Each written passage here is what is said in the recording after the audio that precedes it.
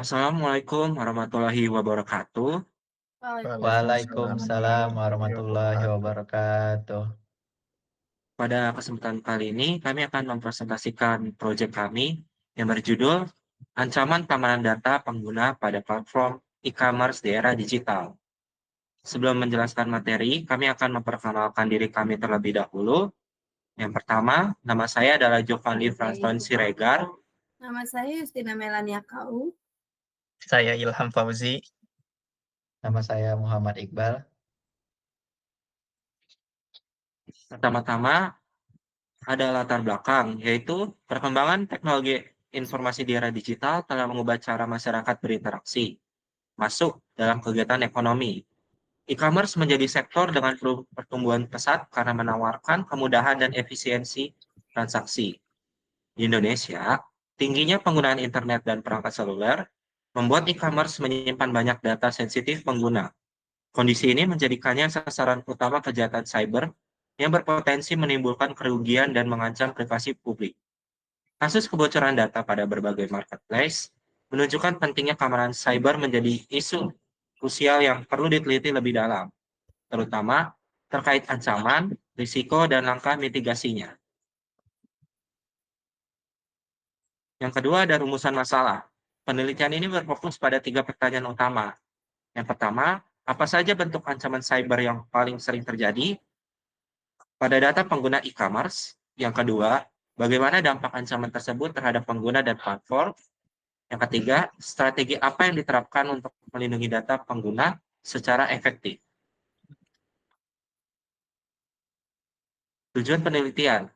Penelitian ini bertujuan untuk mengidentifikasi sebagai jenis ancaman keamanan seperti data breach, phishing, dan skimming.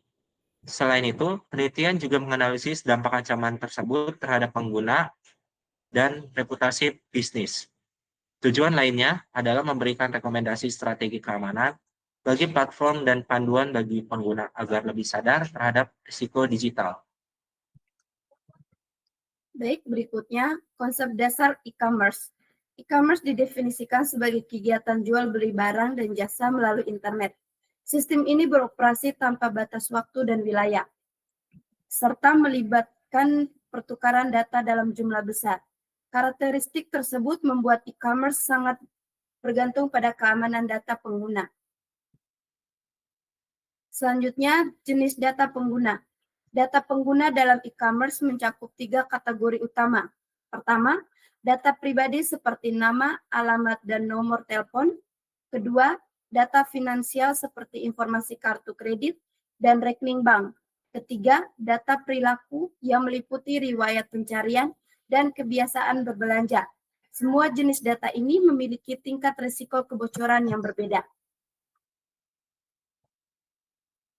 CIA Threat dalam keamanan informasi. Konsep keamanan informasi dalam e-commerce didasarkan pada 3 prinsip utama, yaitu kerahasiaan, integritas, dan ketersediaan. Kerahasiaan memastikan data hanya diakses oleh pihak berwenang. Integritas menjaga agar dapat tetap akurat dan tidak diubah tanpa izin. Sedangkan ketersediaan memastikan sistem selalu bisa diakses oleh pengguna yang sah.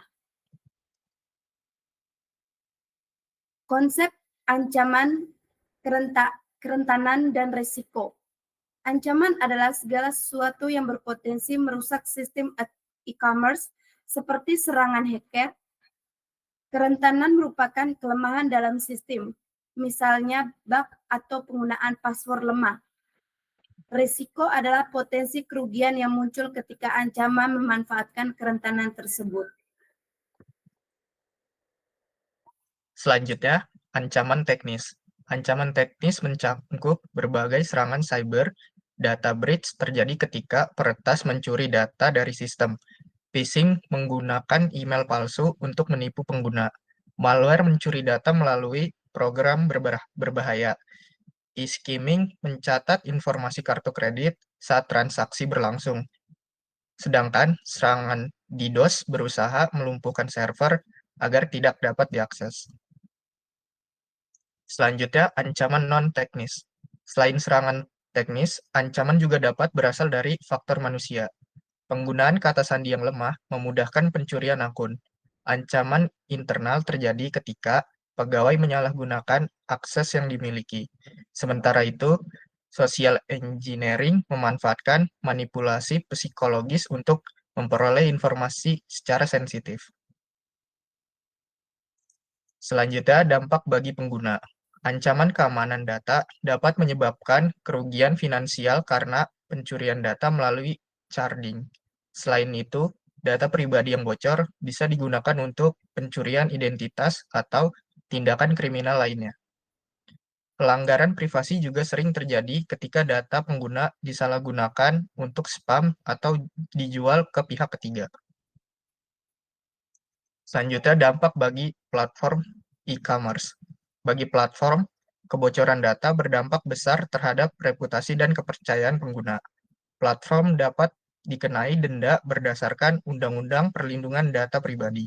Selain itu, perusahaan juga harus mengeluarkan biaya besar untuk memperbaiki sistem dan memulihkan operasi bisnis yang terganggu. Selanjutnya, strategi mitigasi untuk platform. Platform e-commerce perlu memperkuat infrastruktur keamanan dengan enkripsi data melalui SSL atau TLS dan algoritma hashing yang kuat. Kepatuhan terhadap standar PCI DSS wajib dilakukan untuk keamanan transaksi kartu kredit. Audit keamanan rutin juga penting untuk mendeteksi celah sistem. Selain itu, penerapan autentikasi dua faktor dan pembatasan hak akses karyawan dapat mengurangi risiko kebocoran internal. Selanjutnya, implikasi regulasi. Undang-Undang Nomor 27 Tahun 2022 tentang Perlindungan Data Pribadi menegaskan kewajiban platform untuk menjaga keamanan data pengguna. Platform wajib melaporkan setiap kebocoran dan memberikan transparansi kepada publik. Pelanggaran terhadap aturan ini dapat dikenakan sanksi berat, termasuk denda hingga miliaran rupiah. Kesimpulan, ancaman terhadap data pengguna e-commerce bersifat kompleks dan melibatkan aspek teknis serta non-teknis. Dampaknya tidak hanya menyebabkan kerugian finansial bagi pengguna, tetapi juga merusak reputasi bisnis dan menimbulkan konsekuensi hukum. Oleh karena itu, perlindungan data menjadi tanggung jawab bersama antar platform dan pengguna. Terima kasih atas perhatiannya. Mohon maaf bila ada salah kata. Sebelum saya menutup presentasi kami, izinkan saya membaca pantun. Pergi belanja ke pasar, saking besarnya jadi kesasar. Cakep. Nah, Jika ingin menjadi pintar, tentulah harus rajin belajar. Terima kasih. Wassalamualaikum warahmatullahi wabarakatuh.